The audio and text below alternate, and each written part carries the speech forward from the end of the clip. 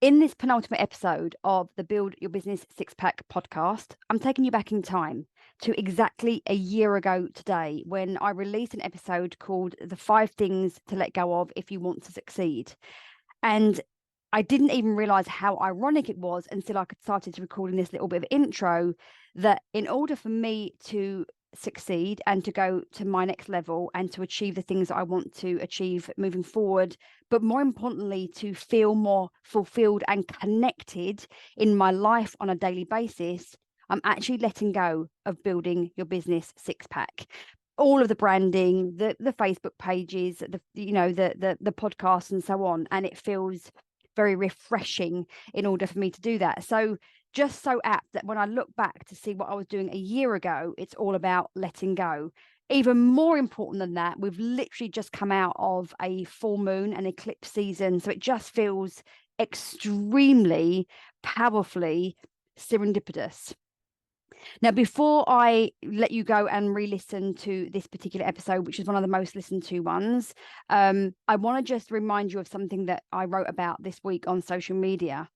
And that is this: I can is possibility. I will is intention. I am is commitment. And I want you to just hold those 3 phrases with you as you listen to today. And I 100% want you to dive right into the final episode, episode 200, when you've listened to this. I'm releasing them all at the same time so that the letting go process is complete by the 31st of October 2023. And I can move into November with this fresh new energy. So you can go listen to this one and straight into episode 200, which is a bit of an amazing one, I have to say. But they're going to really help you cement in how you can and need to move forward. How you can embrace the challenge, how you can honor the struggle, how you can let go so that you can lift yourself up. So please enjoy, and I will speak to you again in episode 200 of the Build Your Business Six Pack podcast. Today, I'm going to be sharing with you 5 things to let go of so you can actually reach your goals. So if you're ready, let's dive straight in.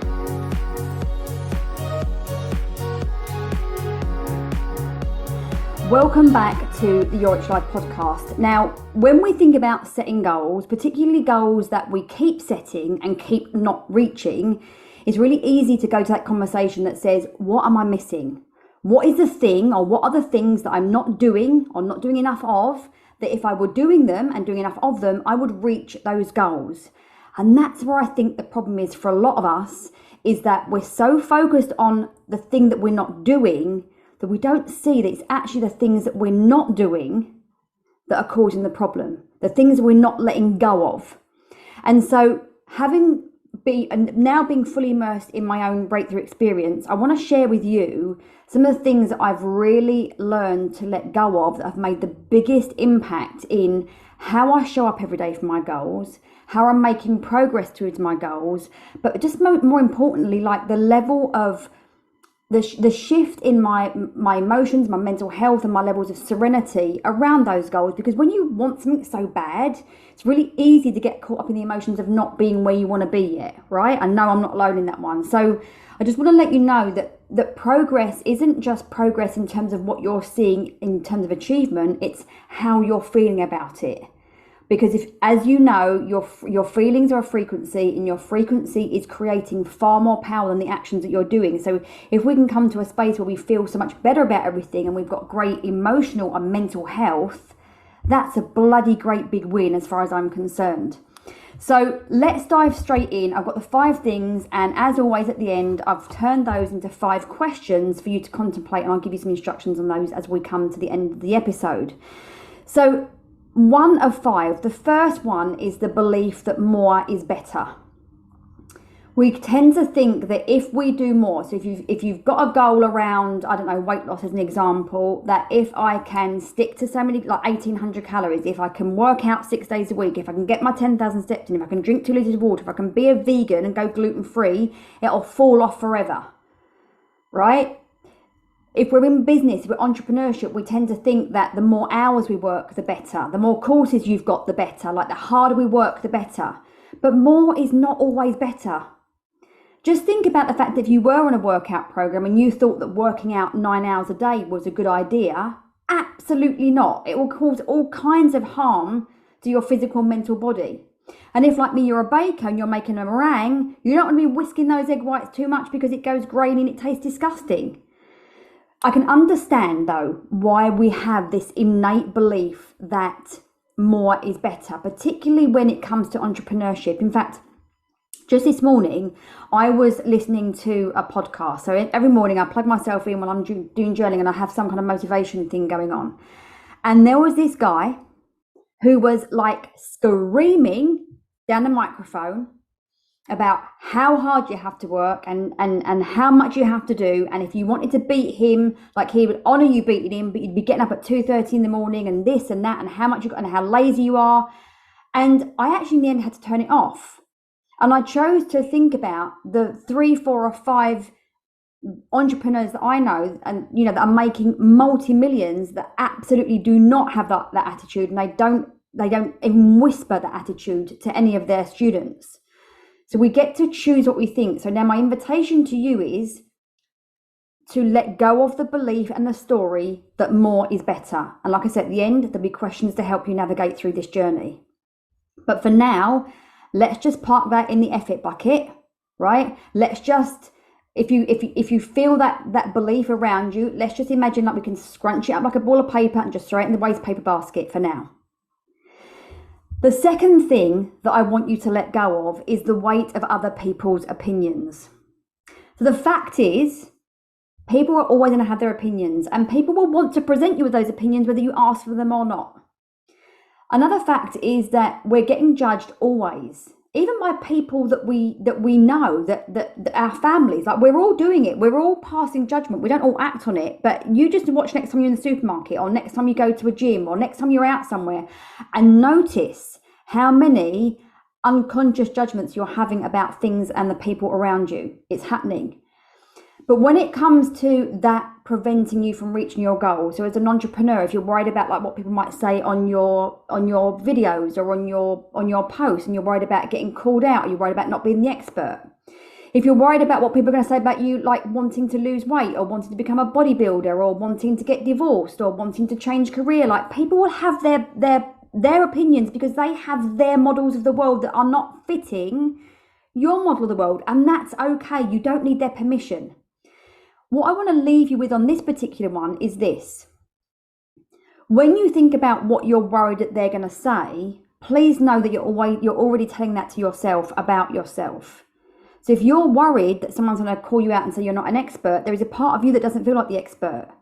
If you're worried about someone calling you fat or ugly, you're already telling yourself in some way, maybe not now, but maybe in the past, you felt fat or ugly and you haven't quite healed that part of yourself yet. If you're worried about getting divorced and the names that people might call you, like you're worried about that aspect of it for yourself, because your brain can't offer you something that it hasn't had an experience of. So therefore, somewhere along the line, you have learned that could be a possibility of judgment. And so my invitation there is to turn that around and say, like, what is the healing that I need to do for myself?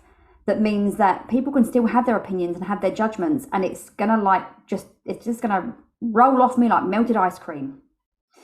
Number 3, this is a really, really important one: committing to being busy and not committing to your goals. I know an awful lot of people who are committed to distraction. And they will also say, oh my God, I don't have any time. I'm so busy. I can't get everything ticked off my list. My list just keeps growing. I've got all these things to do, But they're almost addicted to distraction. They're committed to the habit of distraction. Another one that we see here is busy doing things that aren't making progress towards your goals. And what I saw for myself was the honoring of different values. And I'm going to try and keep this super simple. This was just something I've learned from the coach I'm working with now. So if you have, like me, family is like a really, really top value, and you're trying to grow your business, or you're on a massive fitness journey, or whatever it is for you, but you're so conditioned to put your family first that you're busy doing things for them, which means that you take time out of your goals. That can also lead to distraction, right? And again, this is just a story. We get to swap our values around, which is something that I didn't know. So I'm really grateful for the coach that I'm working with right now to say, look, I can elevate certain values now to help me commit to the things that I need to do. And then I can swap them around at will.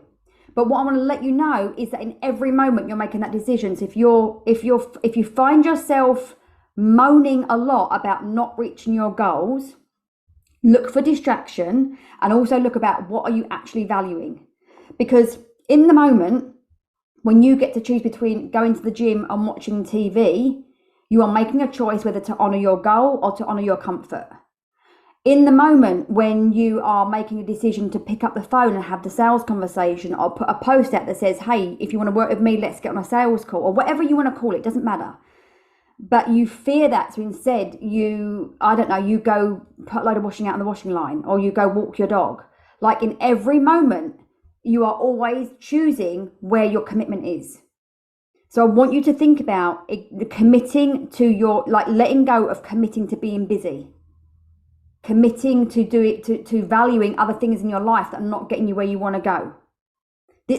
This one thing, I can tell you has made the most monumental difference to my life in the last 2 months. Monumental. Ultimately, or more than anything else, there has been a complete shift in my mental and emotional states around my goals that I've got. I can't explain how it's happened, because that's just the beauty of coaching and transformation, right? It's emotional, physical, spiritual, mental. And when these shifts happen, we're not consciously doing it. These changes just happen. Anyway, I'm waffling on that one because I'm so excited about it. But please let go of committing to be busy. Number 4, ignoring the yin. Everything in this world is ebb and flow. The rise and the fall. Think about the moon cycles. Think about the tides. Think about our breath. We breathe in, we must breathe out. Right? Everything is this ebb and flow.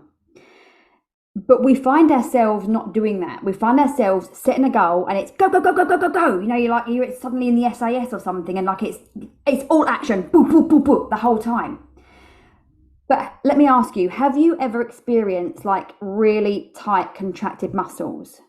I should rephrase that. In the past I have, but no, like right now I do suffer with tight hamstrings, tight glutes, tight back, because of the fact that I've gone all out, and haven't honored the yin, right? Now, if you've ever had contracted muscles, you know it's extremely painful. You know that it's painful and it limits your function, and it can energetically and emotionally drain you when you have tight muscles around your skeleton, right? It causes rigidity. It causes suffering. That's what happens when we don't honor the yin, right? We're so yang, we're doing all the things, we're doing all the masculine stuff, we're in our masculine energy, and we completely ignore the cycle and the ebb and flow of life. I want you to let go of ignoring the yin so that you can create more balance and flow and release resistance, all of those beautiful things. Finally, number 5. The focus on not having enough time or running out of time. I need you to let that go, because in all the time you're harboring those thoughts of running out of time and not having enough time, you've immediately lost your power, because your focus in that space, when you're in that, I don't have enough time, I'm running out of time, I can tell you now, your mind's focus is in the future and in the past. Right? It's never here in the present moment, and you create your reality in this present moment. This is where your full, unadulterated, unfiltered power is. There is no power outside of where you are right now. Even when we think about visualizing our future, when we visualize the future, we do it so we anchor into a powerful state now, and that frequency of now is what helps us to act from the future identity and the future results. Okay, we're not spending loads of time in the future, we're bringing it into the now. Does that make sense? Right? Also notice that when we're focused on not having enough time or running out of time, it's a complete lack mentality. I don't have enough. And how we do one thing is how we do everything. So where else in your life are you telling yourself you don't have enough? Because we cannot possibly make, manifest, align with, experience more in our life if our dominant frequency is lack. So what do I want you to do? I've got these 5 questions for you that I've got down written in front of me here. And I want you to write them down. So I'm going to write them as if you're writing them, you're asking them to yourself. And I just want you to keep recycling these questions. So you can use them as a journaling prompt, morning or night time. You can just put one on your phone as an alarm and just sit with it 2 or 3 times a day. Because as I hope I've spoken to in the last few sessions, is we want to use our mind to retrain our brain. We want to be able to create options and to open new doorways that we can't all the time. We're just functioning under the current programs that we have. So the questions are the most powerful way to change your life. So question number 1, which pertains to the belief that more is better, that you are going to let go of, is this: what if less were best? What if less were best? Just see what comes up for you. Number 2, you're letting go of the weight of other people's opinions. So you're going to write down, what does it look like to trust and believe in myself? What does it look and feel like to trust and believe in myself? Number 3, when you let go of the commitment to be busy, if I were 100% committed to my goals, what would I stop doing? Number 4, it's pertaining to releasing the ignorance of the yin. Why is rest and release a powerful tool for my success? Why is rest and release a powerful tool for my success? And finally, letting go of the focus on time or lack of time. How does it feel to focus on here and now? Like, what happens in your body? What happens in your mind? Does your brain start offering you different options? How does it look and feel to focus on the here and now? So please, a lot of you now, if you're resisting this whole thing, it's because there is this belief that you need to do more and that doing less cannot possibly create a different outcome for you. So you must go to that first belief that more is better, and ask yourself, what if less were best? What opens up for you? Thank you for listening to this episode of Your Rich Life podcast. Please do leave me a review on iTunes. Share it with anybody else that you think that might benefit, and I'll speak to you again in the next episode. Bye for now.